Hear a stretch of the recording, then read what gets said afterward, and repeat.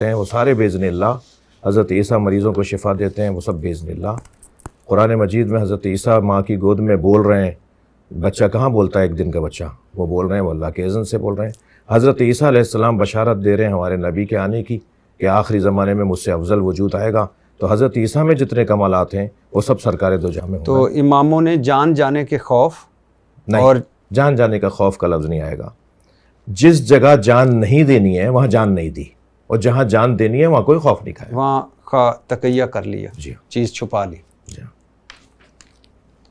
اچھا، ایک کتاب ہے، ایک موضوع ہے اور دو رائے ہیں. سنیے گا.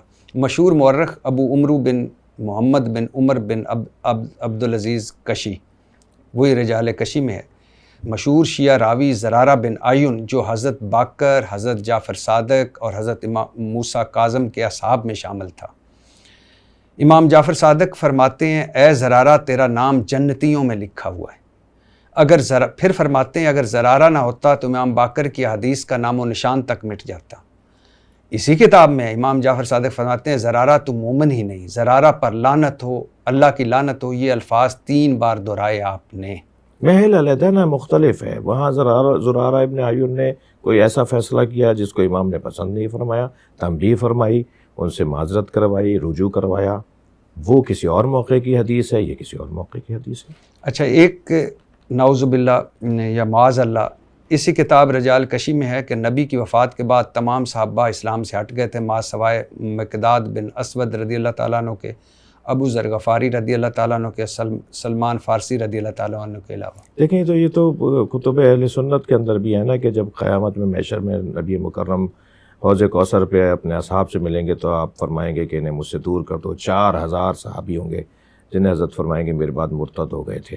تو یہ تو کتب اہل سنت کے اندر بھی ہے. رہ گئی بات یہ کہ آپ یہ جو فرما رہے ہیں کہ صرف 4 رہ گئے تھے، نہیں 4 نہیں. صحابیت کے اندر درجات ہیں، صحابیت کے اندر مقامات اور منزلتیں ہیں. سارے صحابی برابر نہیں ہیں. وہ جو آئیڈیل صحابی، وہ جو 100% نمبر لینے والے صحابی، وہ یہ 4 تھے. یعنی اس حدیث کی تشریح میں یوں کروں گا، یعنی حضرت ابو بکر صدیق رضی اللہ تعالیٰ عنہ، حضرت عمر فاروق رضی اللہ وہ تعالیٰ تو میں پہلے کہہ چکا ہوں. آپ اس بحث میں مجھے نہیں لے کے جائیں نا، کیونکہ حضرت زہرا کے ناراض ہونے پر ہم ہمارا چیپٹر میرے خیال سے وہ کرنی بھی چاہیے. اس سے تقسیم بڑھتی، بات سمجھ بھی آ گئی. پھر امام موسیٰ کاظم سے روایت ہے، قیامت والے دن اعلان کیا جائے گا محمد رسول اللہ کے وہ ساتھی کہاں ہیں جنہوں نے آپ کی وفات کے بعد عہد شکنی نہیں کی. تو سلمان فارسی رضی اللہ تعالیٰ، مقداد بن اسود اور ابو ذر غفاری رضی اللہ تعالیٰ کے سوا کوئی کھڑا نہ ہوگا. میں پھر وہ کیفیت دیکھیں، میں پھر نعوذ باللہ میں نہیں ہم ہرگز یہ نہیں کہہ رہے